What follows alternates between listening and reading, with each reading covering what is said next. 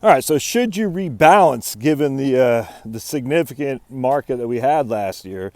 I'm not sure there's going to be much in terms of rebalancing needed. I mean, the bond market was up very significantly, and the stocks are up too. So I haven't seen what I just don't pay that much attention to on a day by day thing. I mean, I look at the year, knowing that we're up a pretty good amount, but if my memory serves, the bonds are up pretty good too. So I'm not sure what kind of rebalancing you do. Now, look, most people don't do this, but if you did, you say, look, I started the year at a 65-35 portfolio.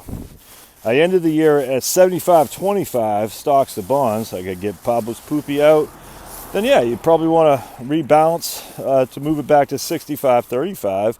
So let's just say you started the year at 65,000 stocks, 35,000 bonds, and now you're sitting on the equivalent of, I don't know, 80,000 stocks, I guess 40,000 bonds. Yeah, then rebalancing makes sense to whatever your methodology is. And I don't know if I'd rebalance if it was a taxable event though.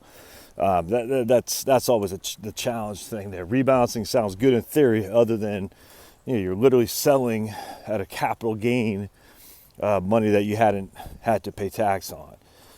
So I'm not sure I'd do that, especially when we know that the bonds inherently aren't going to pay much. As I get there's less risk, quote unquote, but I don't know. That's a challenge right there. If it's an IRA, yeah, absolutely. At the end of the day, I've never quite followed the premise that a 65-35 portfolio is significantly less risky than a 75-25 or something like that. I mean, if you look, if you just look at the history of these types of portfolios, the facts when you're overweighted stocks, or I guess you're heavier into stocks and bonds, inherently you're going to have more risk without question. And the fact that 35% of your portfolio is bonds, 25% of your portfolio is bonds, there isn't much of a difference between the two when the market gets killed, if that makes sense. So rebalancing, sure. I don't think it's actually that big of a deal. I just go back to the video I just did though on